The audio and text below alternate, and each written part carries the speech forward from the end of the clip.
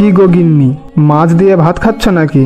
এই দেখো, তোমার জন্য আজকের আমি কত বড় একটা রুই মাছ নিয়ে এসেছি। আজকের রুই মাছটা ভালো করে রান্না করবে, বুঝলে? দুজনে পেট ভরে রুই মাছ দিয়ে ভাত খাবো। ধুর, আমার আর ভালো লাগে না। তোমার বউ হয়ে এই বাড়িতে আসার পর থেকে প্রতিদিন মাছ আর মাছ খাচ্ছি। বলি, এত মাছ কি প্রতিদিন খাওয়া যায়? না না, আমি আর মাছ খাবো না। এ কি বলছো গিন্নি? মাছ ছাড়া তোমাকে কি খাওয়াবো শুনি? আমি কি বলি শোনো, তুমি এই মাছটা বাজারে বিক্রি করে দিয়ে এসো। যা টাকা পাবে সেই টাকা দিয়ে দই আর মিষ্টি নিয়ে চলো। আমরা দিদির বাড়ি থেকে 2 দিনের জন্য ঘুরে আসি।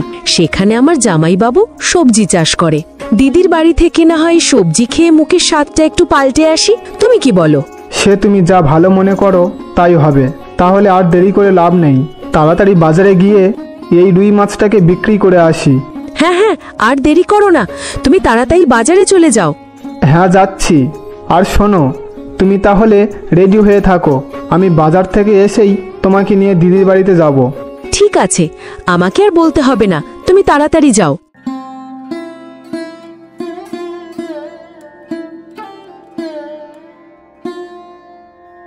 আরে জীবন যে, ওরে বাবা, এত বড় রুই মাছ! তা এত বড় রুই মাছ নিয়ে কোথায় যাচ্ছ?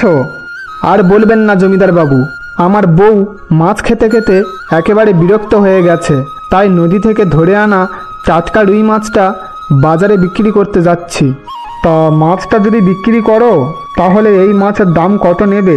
যদি ঠিকঠাক দাম হয় তাহলে আমি তোমার এই রুই মাছটাকে কিনে নেব। বলো, তোমার এই রুই মাছের দাম কত? আপনি হলেন আমাদের গ্রামের জমিদার বাবু, আপনার কাছে কি আর সবার মতো দাম দর করা যায়? আপনি বলুন, এই মাছের দাম কত টাকা দিতে পারবেন? মাছটা তো বেশ বড়ই দেখা যাচ্ছে, আমি তোমাকে 400 টাকা দেব। যদি হয় তাহলে মাছটা আমাকে দিয়ে দাও। বলছি জমিদার বাবু, 400 টাকা তো খুবই কম হয়ে যায়, আপনি আর 100 টাকা বাড়িয়ে দিন।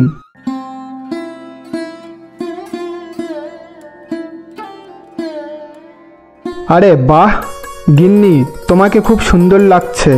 হয়েছে হয়েছে, তোমার আর প্রশংসা করতে হবে না। এবারে চলো তাড়াতাড়ি, আমাদের দেরি হয়ে যাচ্ছে।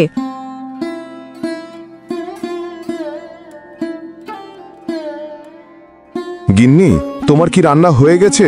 সকাল থেকে আমার যে খুব খিদে পেয়েছে, আমি যে আর না খেয়ে থাকতে পারছি না। বাড়িতে যে রান্না করার মতো কিছু নেই, তোমাকে কি রান্না করে দিই বলো তো? তুমি বরং আমাকে একটু সবজি রান্না করে দাও।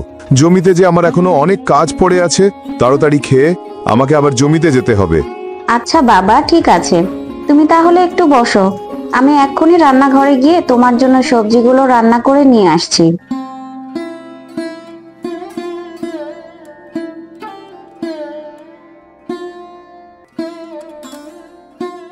সেই কখন থেকে হেঁটেই চলেছি, পথ যে আর শেষই হচ্ছে না।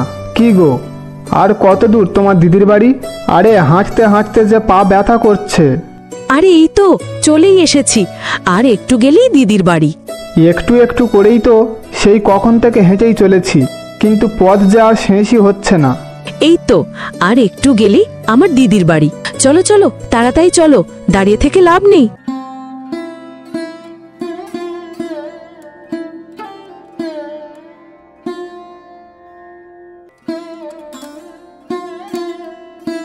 গিন্নি, তোমার হাতের রান্না খেতে যা লাগে না, একবার খেলে বারবার খেতে ইচ্ছে করে।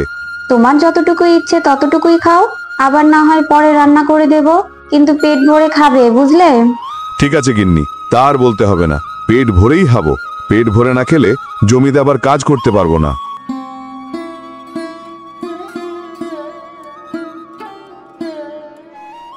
তোমার তো সবজি দিয়ে ভাত খেতে খুব ভালো লাগে, কিন্তু আমার যে আর এসব খেতে ইচ্ছা করে না।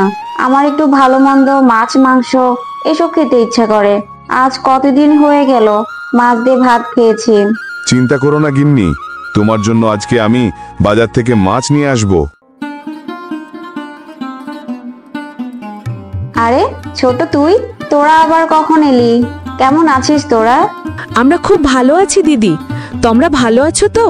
আমি তোদেরকে লেবুর শরবত করে দিচ্ছি।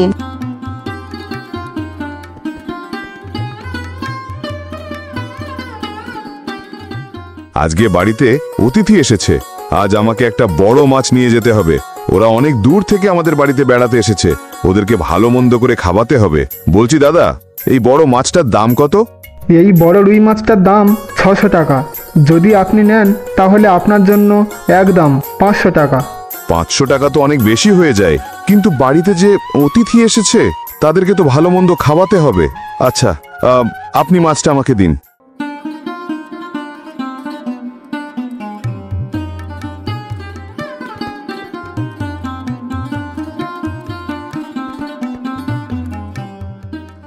গিন্নি, তুমি বোনকে নিয়ে কোথায় গিয়েছিলে?